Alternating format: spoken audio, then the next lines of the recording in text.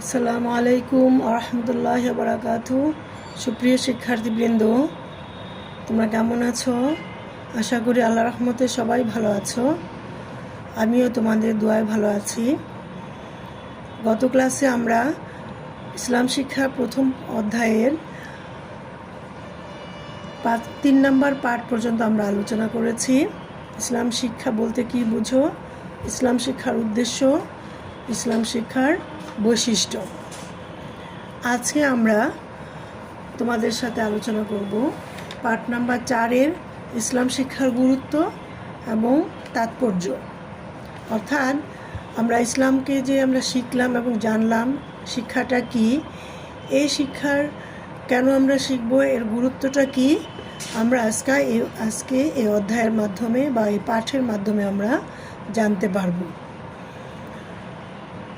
তোমরা হয়তো পাঠ শিরোনামটা দেখে বুঝতে পেরেছো যে ইসলাম শিক্ষার গুরুত্বটা এত বেশি কেন আমাদের কাছে তাৎপর্যপূর্ণ। এর কারণ মানুষের জীবনধারায়, বিশেষ করে মুসলমানদের জন্য ইসলাম শিক্ষার গুরুত্ব ও তাৎপর্য সীমাহীন। কেননা অন্যান্য সৃষ্টির উপর মানুষের শ্রেষ্ঠত্বের কারণ হলো তার শিক্ষা। পৃথিবীর প্রথম মানব হযরত আদম আলাইহিসসালামের কাছে শিক্ষা গ্রহণ করেই ফেরেশতা ও জিন জাতির উপরে মানুষ প্রতিষ্ঠিত বা মর্যাদাবান হয়েছিলেন। এবং আদিকাল থেকে পৃথিবীতে যত অন্যায়, জুলুম, অত্যাচার, নির্যাতন সংগঠিত হয়েছে, তার কারণ ছিল অনৈতিকতা বা ইসলামের বিধান পালন না করা। এবং বর্তমানেও আমরা দেখতে পাচ্ছি এ ধরনের অনৈতিক কাজগুলো আমাদের সমাজে এবং সারা বিশ্বে প্রচলিত। তাই এ থেকে আমাদের মুক্তি পেতে হলে লাগবে একজন সৎ চরিত্রবান মানুষ।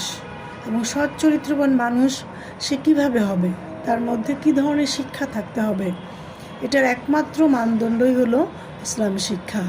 এবং এই জন্যই আমাদের প্রিয় নবী হযরত মুহাম্মদ সাল্লাল্লাহু আলাইহি সাল্লাম শিক্ষার উপরে এত বেশি গুরুত্ব দিয়েছেন এবং তিনি বলেছেন যে ইলম বা শিক্ষা গ্রহণ করা প্রত্যেক নরনারীর উপর ফরজ। কারণ শিক্ষা ছাড়া মানুষের ভালো মন্দ সে বিচার বিশ্লেষণ করতে পারে না। এবং এজন্যই আমরা আজকে এখানে যে ইসলাম শিক্ষার বৈশিষ্ট্যগুলো আছে, গুরুত্বের বৈশিষ্ট্য বা পয়েন্টগুলো আছে, সেগুলো আমরা আলোচনা করতে গেলেই আমরা বুঝবো যে ইসলাম শিক্ষার গুরুত্ব কত বেশি আমাদের জন্য তাৎপর্য। এবং তোমাদের জন্য সবচেয়ে মজার ব্যাপার হলো মেয়েরা, আমরা বৈশিষ্ট্য এবং উদ্দেশ্যে যে পয়েন্টগুলো আমরা পড়েছিলাম, সেই একই পয়েন্ট আমাদের এইটার মধ্যে আমাদের কাছাকাছি চলে আসবে। অতএব তোমাদের এখানে কোনো চিন্তা করার কোনো কারণ নেই যে আমরা একই পড়া বারবার পড়ছি, হয়তো আমাদের উত্তর দিতে গেলে আমরা বারবার একই লেখা আমাদের লিখতে হবে না। এটা নিয়ে তোমাদের দুশ্চিন্তা করার কোনো কারণ নেই। তাহলে আমরা চলে যাই যে ইসলাম শিক্ষাকে কেন আমাদের জন্য এত গুরুত্ব দেওয়া হয়েছে। প্রথমেই বলা হচ্ছে ইসলাম শিক্ষা, এই শিক্ষা অর্জন করা ফরজ। অর্থাৎ অবশ্যই নারী, পুরুষ, ছোট বড় সবাইকেই এই শিক্ষা কী করতে হবে, অর্জন করতে হবে। এবং এই শিক্ষাকে দুটো ভাগে ভাগ করা হয়েছে, একটা হলো ফরজে কেফায়া আর একটা হলো ফরজ। তা এখন ফরজ যে বিষয়টা আছে সেটা হলো তোমাকে একজন মুসলিমকে তোমার নামাজ, রোজা, হজ, জাকাত, কোরআনের বিধিবিধানগুলো তাকে অবশ্যই মানতে হবে। আর আরেকটা হলো ফরজে কেফায়া, যেটাকে বলা হচ্ছে সেটা হলো যে সমাজের কেউ যদি, মনে করো আমাদের সমাজে কেউ ডাক্তার, কেউ ইঞ্জিনিয়ার, কেউ মসজিদের ইমাম হচ্ছেন, এতে করে সামাজিক যে দায়িত্বগুলো আছে বা সামাজিক যে আমাদের সমস্যাগুলো আছে সেগুলো তোমার সলভ হয়ে যাচ্ছে, অর্থাৎ সমাধান হয়ে যাচ্ছে। কিন্তু কোরআন হাদিসের শিক্ষা এবং কোরআনের যে নিয়ম নীতিগুলো আছে, এগুলো তাকে অবশ্যই সবাইকে এটা শিখতে হবে। এবং এখানে যে হাদিসটা আছে, আল্লাহ রাসূল বলেছেন যে জ্ঞান অন্বেষণ করা প্রত্যেক মুসলমান নরনারীর উপর ফরজ। সুনান ইবনে মাজাহ। আমরা এই হাদিসটা অনেক ছোটোবেলা থেকেই কিন্তু আমরা পড়ে আসছি। তোমরা এই হাদিসটা লিখবে। এরপরে আসছে সর্বপ্রথম নির্দেশ, যেটা আমরা বৈশিষ্ট্যের মধ্যে পড়েছি যে ওহীভিত্তিক শিক্ষা, সেই একই কথা এখানে আসছে। তারপরে আসছে এর মাধ্যমে আমরা কল্যাণ লাভ করতে পারবো, যেটা আল্লাহ তাআলা নিজে তৈরি করেছেন আমাদের জন্য, মানুষের জন্য। এটাতে আমাদের অবশ্যই কল্যাণ আছে শিক্ষার মাধ্যমে।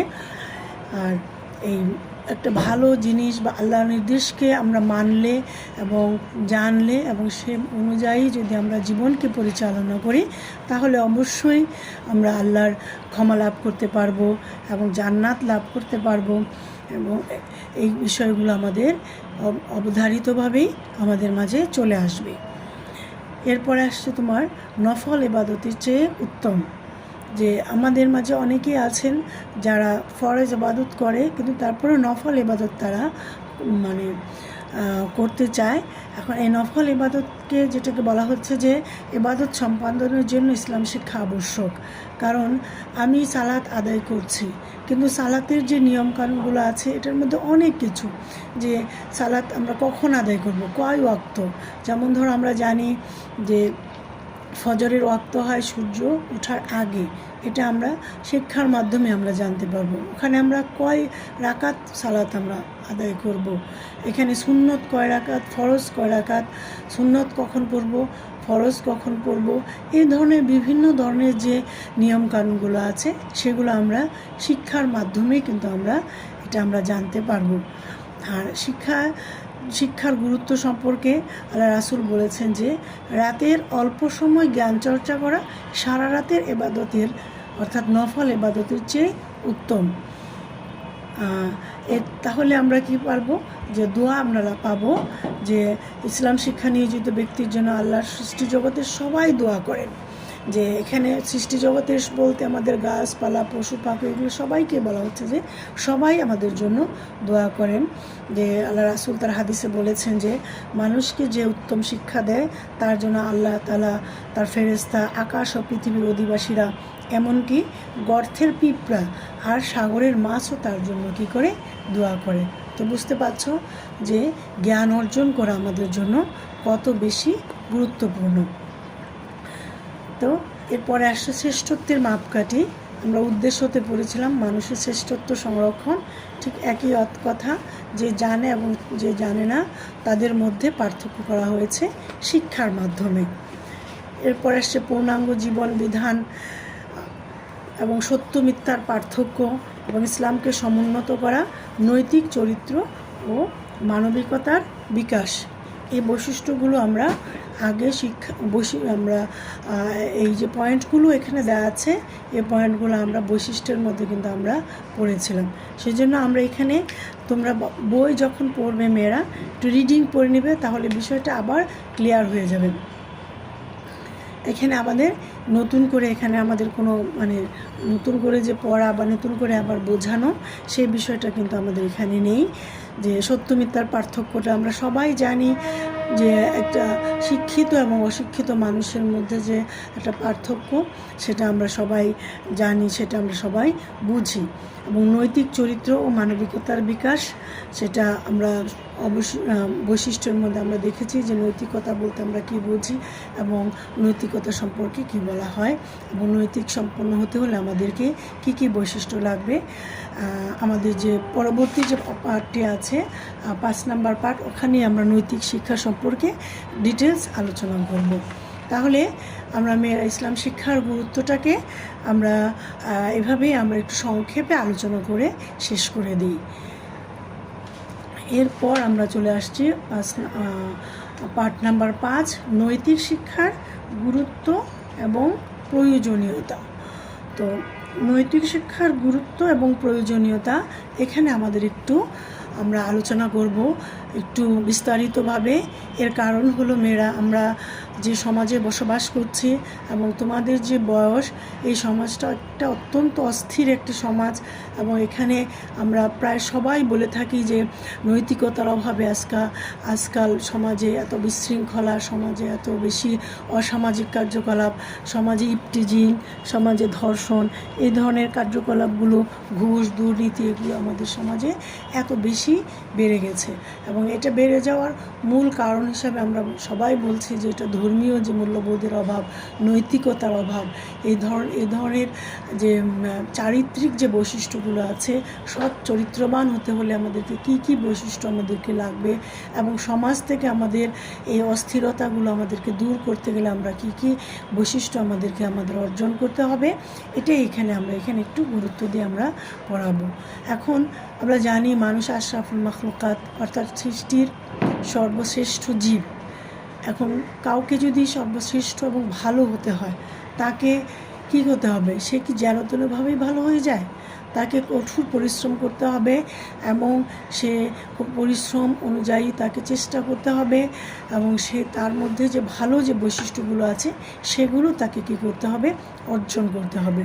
অর্থাৎ একজন সৎ চরিত্রবান মানুষ হতে হলে তার মধ্যে এই বৈশিষ্ট্যগুলো কি বৈশিষ্ট্যগুলো থাকতে হবে, সেটাই এখানে আমরা ইসলামের আলোকে আমরা আলোচনা করব।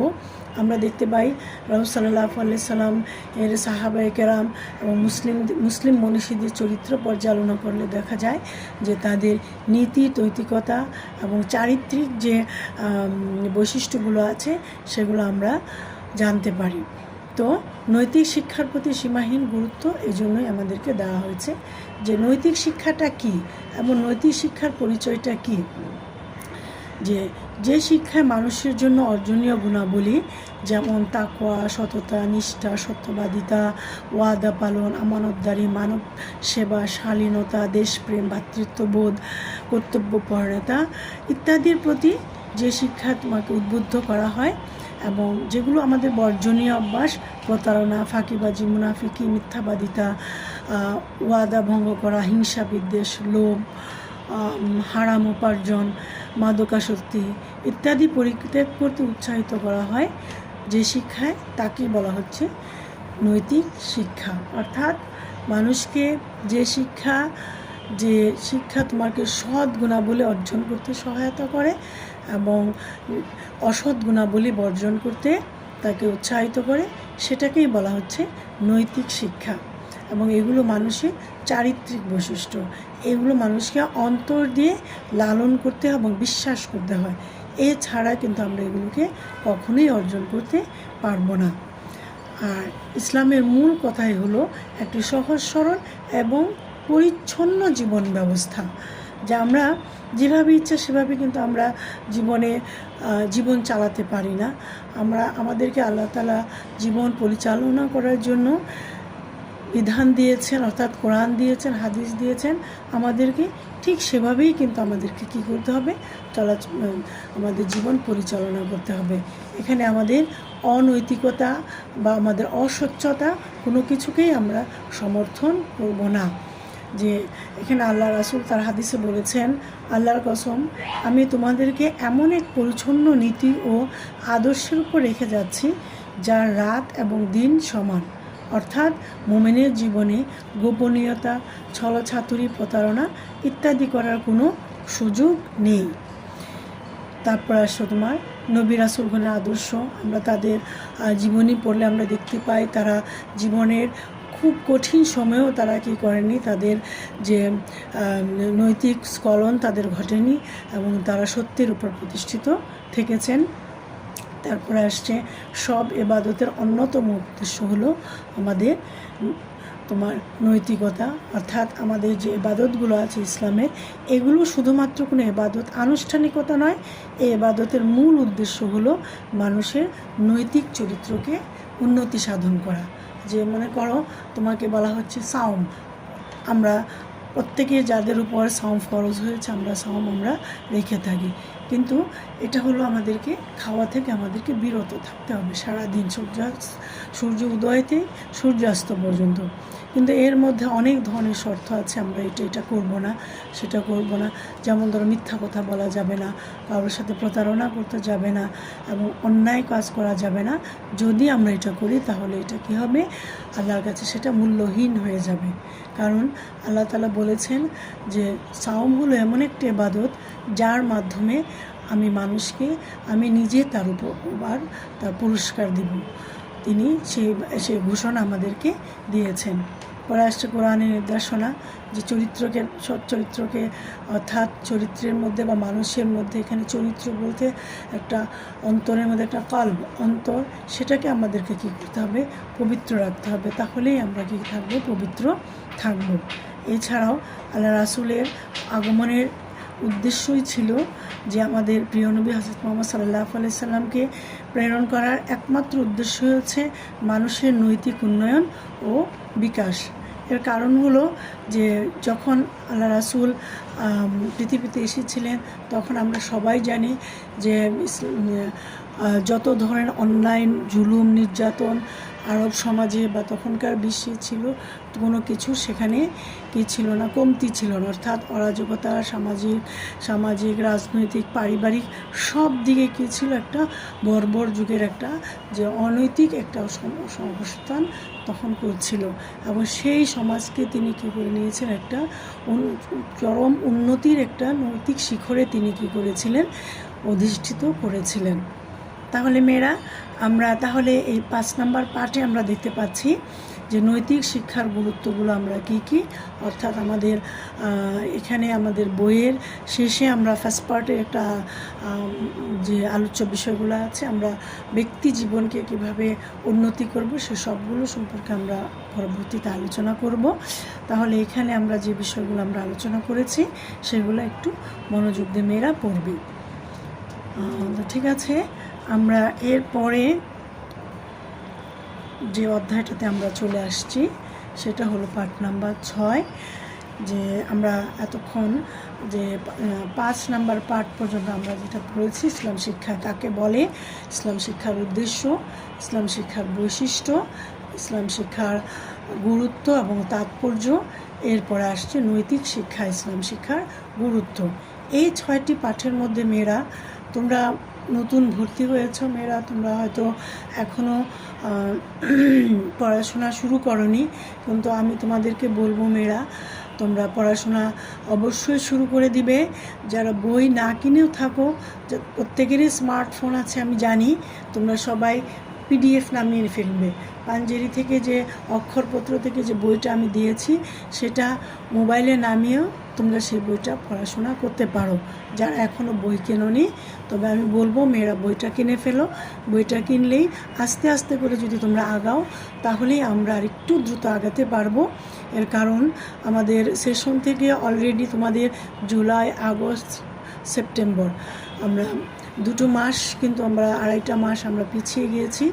যদিও এটা তেমন একটি তোমাদের জন্য ক্ষতির কারণ নয়, যদি এখনই তোমরা মনোযোগী হয়ে পড়াশোনাটা শুরু করে দাও, তাহলে আর এখানে তোমাদের জন্য কোনো সমস্যা হবে না। এই পর্যায়ে আমি এখন পার্ট নাম্বার 6 নিয়ে আলোচনা করব, যেটা হলো মক্তব। যে আমরা মক্তব সম্পর্কে আমাদের সমাজে কম বেশি সবার ধারণা আছে, এবং তোমরা ছোটোবেলা হয়তো সবাই মক্তবে পড়েছো। যে এখন যে বর্তমানে তোমরা যে নামাজ পড়ছো বা ইসলামের যে মাসলা মাসাইলগুলো যে জানো, এটা তোমরা ছোটোবেলা নিশ্চয়ই মক্তবে এগুলো শিখেছো। যে মক্তবটা আসলে আমাদের যে মসজিদের হুজুররা পড়িয়ে থাকেন এবং বাসায় হুজুর রেখেও পড়ে থাকেন, এবং এই মক্তবের ধারণাটা কোথা থেকে আসছে, এবং এই মক্তব আমরা বর্তমান সময় পর্যন্ত মক্তবের গুরুত্বটা কী, এবং আল্লাহ রাসূল কীভাবে এই মক্তব প্রতিষ্ঠিত করেছিলেন, এবং একটি বর্বর এবং সমাজের জন্য এবং মূর্খ এবং অজ্ঞ একটি সমাজে তিনি কীভাবে মক্তব প্রতিষ্ঠিত করেছিলেন, এবং সেই সমাজকে কীভাবে শিক্ষিত করেছিলেন, এই সম্পর্কে আমরা আজকে এখানে জানব। যে ইসলামের প্রথম যুগে ধর্ম বা দ্বীনের চর্চা ছিল শুধুমাত্র মসজিদ ভিত্তিক। মক্কার গোপনভাবে এর সূচনা হলেও মদিনায় হিজরতের পর মসজিদে নববী ছিল দ্বীনি ইলমের প্রধান কেন্দ্র। এরপর বিভিন্ন এলাকায় নতুন মসজিদ নির্মিত হলে জ্ঞান চর্চা প্রসার ঘটতে থাকে। মদিনার পার্শ্ববর্তী অঞ্চলগুলো এক এক করে মুসলমানদের দখলে আসার পর যখন মিশর, ইরাক, দামেস্ক ইত্যাদি দূরদেশ বিজিত হয়, তখন সেসব দেশেও মসজিদ ভিত্তিক শিক্ষার ধারা অব্যাহত থাকে। এটা গেল একটা ইতিহাস যে কীভাবে আমরা মক্তবের শিক্ষাটাকে প্রচার এবং প্রসার হয়েছে। এছাড়াও আমরা আমাদের বইয়ের মধ্যে আমরা দেখতে পাবো সেটা হলো যে আল্লাহ রাসূলের আবির্ভাবের সময় একটি মূর্খ এবং অজ্ঞ সমাজে তিনি এসেছিলেন। সে সমাজে মানুষের মধ্যে কোনো শিক্ষা ছিল না এবং আদর্শ ছিল না, শালীনতা বোধ এবং সভ্যতা, চারিত্রিক নিষ্কলতা কোনো কিছুই তাদের মধ্যে ছিল না। একটি অসভ্য বর্বর জাতি বলতে যেটা বোঝায় এটার কোনো তুলনা হয় না। যে আমরা দেখেছি যে এত বেশি অসভ্য এবং বর্বর ছিল সেই সমাজ ব্যবস্থাটা যে সেখানে তারা কন্যা শিশুকে তারা জীবন্ত কবর দিয়ে ফেলতো ভয়ে যে সেই কন্যা শিশুকে অসম্মানিত করা হবে এবং অমর্যাদা অসম্মানিত এবং তাদের যে সমাজে লাঞ্ছিত এবং বঞ্চিত করা হবে এই ভয়ে কোনো পিতা কী করতেন, তার সন্তানকে কন্যা সন্তানকে জীবিত পুঁতে ফেলতেন। এই ধরনের একটা অসভ্য এবং বর্বর সমাজ যখন সেখানে তখন মানুষের কাছে মহানবী সাল্লাল্লাহু আলাইহি সাল্লাম সঠিক পথের দিশা নিয়ে তিনি তখন এসছেন। তিনি যখন মক্কা ইসলাম প্রচার শুরু করেন তখন আরব দেশে শিক্ষিত লোকের সংখ্যা ছিল খুবই কম। তাই তিনি সেখানে জ্বালিয়েছিলেন জ্ঞানের মশাল প্রতিষ্ঠা করেছিলেন দারুল আরকাম নামে একটি শিক্ষায়তন। দারুল আরকামটা হলো মুসলমানদের প্রথম একটি শিক্ষালয় এবং সেটি মহানবী সাল্লাল্লাহু আলাইহি সাল্লাম সাফা পাহাড়ের পাদদেশে সাহাবী হযরত আরকামা রাহমাতুল্লাহ আলাইহির বাড়িতে এটি প্রতিষ্ঠিত তিনি করেছিলেন এবং সেখানে তিনি নিজেই ছিলেন সেখানকার শিক্ষক এবং সাহাবীদের ইসলামের বিভিন্ন বিষয় তিনি সেখানে শিক্ষা দিতেন। এবং বর্তমান যুগে মক্তব নামের প্রতিষ্ঠানগুলো সেই প্রতিষ্ঠানেরই প্রতিনিধিত্বকারী বিদ্যানিকেতন এবং সেখান থেকেই মানুষের মাঝে যে শিক্ষা দিতে গেলে যে প্রাতিষ্ঠানিক যে একটা শিক্ষার প্রয়োজন আছে সেখানেই কিন্তু সেই আল্লাহ রাসূল সেই উপলব্ধিটা করেই তিনি সেখানে দারুল আরকাম নামের শিক্ষালয়টি গড়ে তুলেছিলেন। কারণ এককভাবে শিক্ষা দেওয়ার থেকে একটি প্রাতিষ্ঠানিকভাবে বা যেখানে প্রতিষ্ঠান আছে সবাইকে একত্রিত করে যে শিক্ষাটা সবাইকে দেওয়া যাবে সেই ধারণাটা আল্লাহ রাসূল তখনই মানুষের মাঝে দিয়ে গিয়েছিলেন। তো এই মক্তবের শিক্ষার যে গুরুত্বটা আমরা দেখতে পাচ্ছি সেই মক্তবের শিক্ষার মাধ্যমে মক্তবের শিক্ষার অভাবটা যে আমরা আজকে উপলব্ধি করতে পারছি যে মক্তবে আসলে কারা পড়াশোনা করে। মক্তবে পড়াশোনা করে ছোট ছোট ছেলেমেয়েরা, যে ছেলেমেয়েগুলো একেবারেই স্বচ্ছ, তাদের ব্রেন, তাদের চিন্তা ধ্যান ধারণা এবং তারা কোমল হৃদয়ের অধিকারী, তারা নমনীয়, তাদেরকে তুলনা করা হয় একটি কাদামাটির সাথে। যে কাদামাটি যেমন একটা কাদামাটিকে তুমি নিয়ে যদি একটা মূর্তিও বানাতে পারো, সেই কাদামাটিটাকে তুমি একটা সুন্দর মসজিদও বানাতে পারো বা একটা ফুলও তুমি এখানে বানাতে পারো, কারণ এই মাটিটা তখন তার আর কোনো কিছু বলার থাকে না। ঠিক তেমনি ছোট ছোট বাচ্চাদেরকে যদি আমরা ছোটোবেলায় যে ইসলামের যে বিধিবিধানগুলো আছে, বিভিন্ন মাসলা মাসাইলগুলো, কোরআন হাদিস শিক্ষা যদি আমরা সেখানে তাদেরকে সঠিকভাবে দিতে পারি তাহলে তাদের মনের মধ্যে অন্তরে সেটা কী হয়ে যাবে, গেঁথে যাবে, অর্থাৎ এটা আর সারা জীবন তার মন থেকে যাবে না। যে এই যে মক্তব ভিত্তিক আমাদের শিক্ষাটা, সেই মক্তবের আমাদের যে উপমহাদেশে বা বাংলাদেশে আমরা দেখতে পাই যে মক্তবের শিক্ষার গুরুত্বটা এত বেশি কেন আমাদেরকে দেওয়া হচ্ছে যে শিশুদের কোরআন মজিদ ও দ্বীনের মৌলিক বিষয় শিক্ষাদানের জন্য বর্তমানে যে মক্তবের ধারণাটা আমাদের মাঝে আছে সেটার যে মূল উদ্দেশ্য হলো দ্বীনি বিষয়ে মৌলিক শিক্ষাদান। দৈনী বিষয়ে মৌলিক শিক্ষাদান বলতে তোমার এখানে যেটা বোঝা হচ্ছে যে একজন মুসলিম হিসাবে আমাদের কিভাবে কোরআন পড়তে হবে, যে প্রথমে যে বর্ণমালাগুলো আছে আলিফ বা তাসা কীভাবে আমাদের শিখতে হবে, এটা আমাদের শিক্ষাদান করা হয় মক্তবের মধ্যে। তারপর অজু কিভাবে করতে হয়, তারপর সালাত কিভাবে আদায় করতে হয়, রোজার বিধানগুলো কী আছে, এই বিষয়গুলো আমাদের যে মৌলিকভাবে আমাদেরকে মক্তবে সহিহ এবং শুদ্ধভাবে মসজিদে আমাদের পড়তে পড়ানো হয় এবং কোরআন মজিদের কিছু কিছু অংশ তাকে মুখস্থ করা হয়। এরপরেও এছাড়াও বিষয়ভিত্তিক কিছু হাদিস ও দৈনন্দিন জীবনে প্রয়োজনীয় মাসলা মাসাইল ইত্যাদি এসব প্রতিষ্ঠানের প্রধান পাঠ্যসূচি। তবে একটি শিশু অতি অল্প সময়ে দিনের মৌলিক জ্ঞান লাভ করে এবং আল্লাহ রাসূলের সন্তুষ্টি অর্জনের প্রেরণা করে তার কোমল হৃদয়ে আল্লাহর প্রতি একটি ভয় জাগ্রত হয়। মূলত শিশুদের দ্বীন ও ঈমানের সাথে পরিচিত করাই এসব প্রতিষ্ঠানের মূল লক্ষ্য। বর্তমান সময়ে এসব মক্তবের প্রয়োজনীয়তা আমরা তীব্রভাবে অনুভব করছি, কেননা বর্তমান প্রজন্ম কোরআন সুন্নাহ ইলম ও ইসলামী আদর্শ থেকে দূরে সরে শুধু বৈশ্বিক শিক্ষায় তারা শিক্ষিত হচ্ছে। যে তারা উচ্চশিক্ষিত মেধাবী হচ্ছে ঠিকই, কিন্তু তাদের মধ্যে যে নৈতিক যে শিক্ষাটা এবং ভালো মন্দ যে করা যাবে না, এই ধরনের বোধগুলো তাদের মধ্যে কাজ করছে না। এর অন্যতম কারণ হলো যে তারা যে শিক্ষিত হচ্ছে ঠিকই, কিন্তু তারা যে বৈষয়িক শিক্ষার মাধ্যমে যে এই জীবন ছাড়াও যে আমাদের আরেকটি জীবন আছে, এখানে যে আমাদেরকে সততার সাথে এবং ভালো কাজ করার মাধ্যমে নৈতিকতার সাথে যে জীবন পরিচালনা আমরা করব, এই শিক্ষাগুলো তাদেরকে দেওয়া হয়, কিন্তু যে ধর্মীয় আলোকে যে শিক্ষাগুলো আমরা পাওয়ার কথা সেগুলো তাদের মধ্যে এগুলো নেই। এবং শিশু, যুবক, প্রৌঢ় সব স্তরের মানুষের জন্য রয়েছে পৃথক পৃথক কল্যাণধর্মী এবং সময় উপযোগী বিধান। আর এই জন্য ইসলাম প্রয়োজনীয় ইলম অর্জন করাকে ফরজ হিসেবে আমাদেরকে ঘোষণা করেছে। তাই একজন মুসলমান প্রাপ্ত বয়স উপনীত হওয়ার পর অজ্ঞতার অজুহাতে শরীয়তের কোনো হুকুম পালনে অলস বা উদাসীন যেন না হয়, এজন্যই শৈশব থেকে তাদের দ্বীন ইলম শিক্ষা দেওয়ার তাগিদ দেওয়া হয়েছে। আর এই দায়িত্বটা একান্তভাবে অভিভাবকের এবং রাষ্ট্রীয়ভাবে এই দায়িত্বটাও আমাদের উপর বর্তায়। এবং অভিভাবককে অবশ্যই তার সন্তানকে এই শিক্ষাগুলোর প্রতি আগ্রহী করে তুলতে হবে, না হলে আমরা চরম খেসারত কিন্তু আমরা দেওয়া অলরেডি শুরু করে দিয়েছি।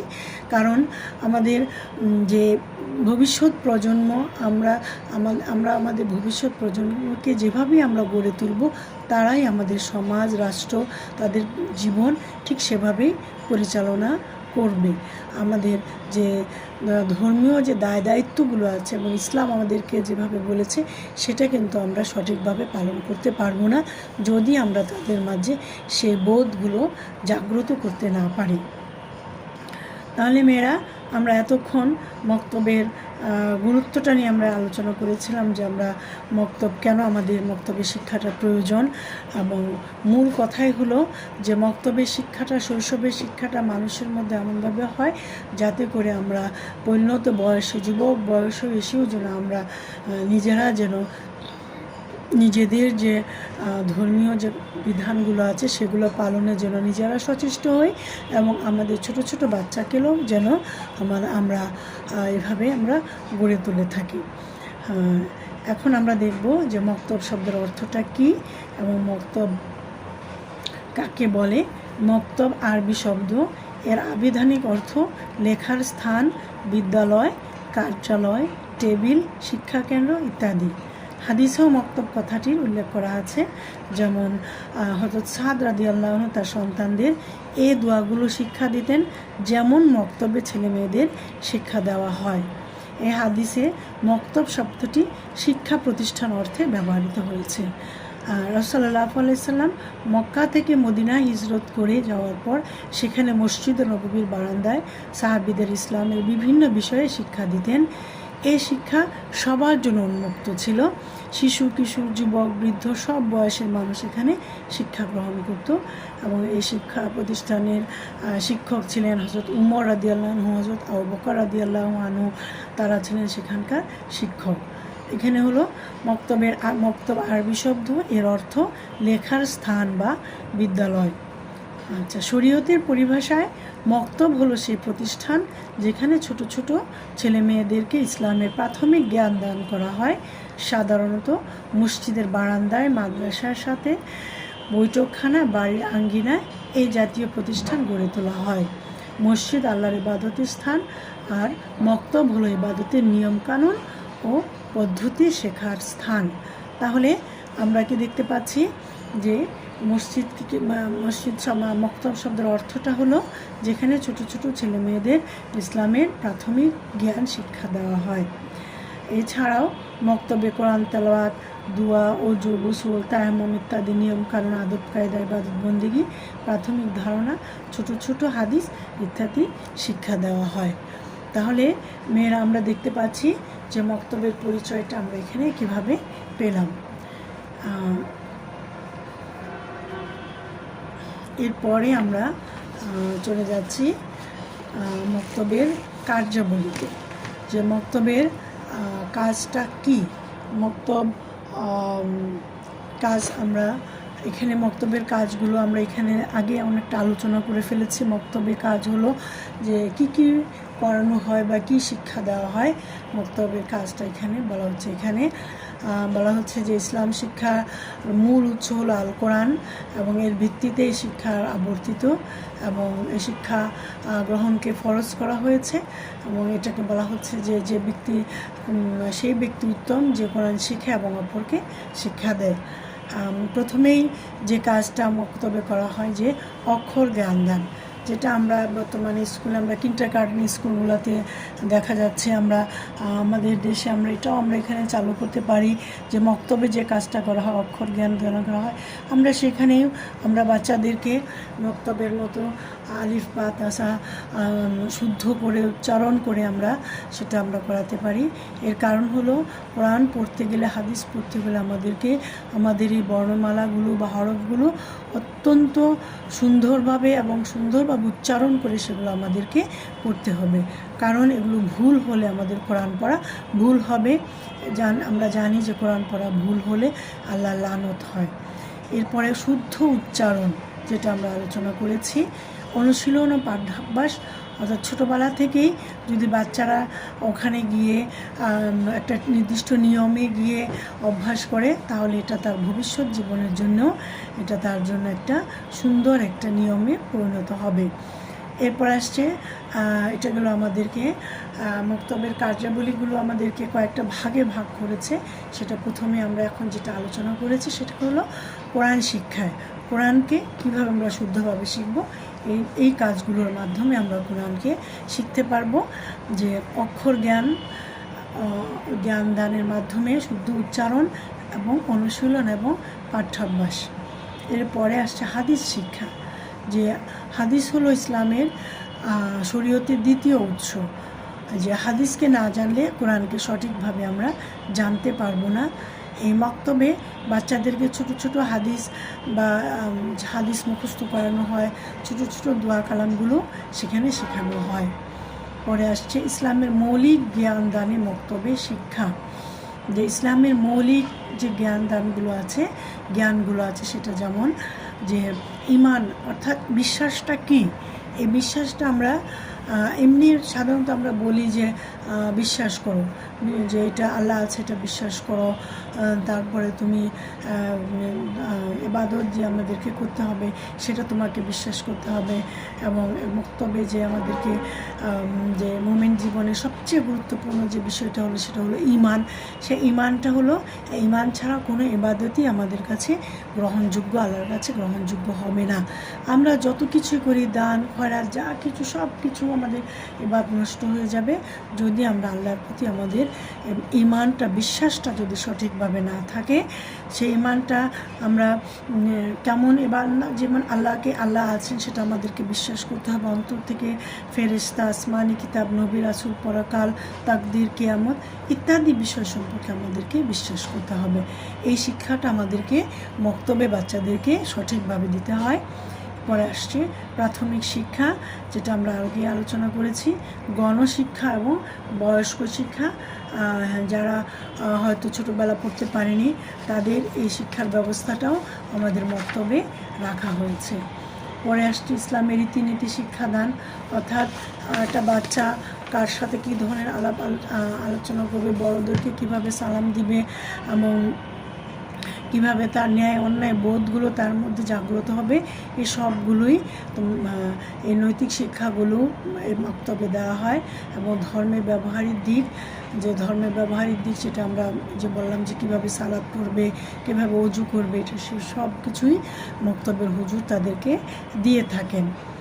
এরপরে আসছে তোমাদের ইসলামের আচার আচরণ শিক্ষাদান, অর্থাৎ পবিত্র পরিচ্ছন্ন থাকা, অর্থাৎ পবিত্রতা ইমানের অর্ধেক।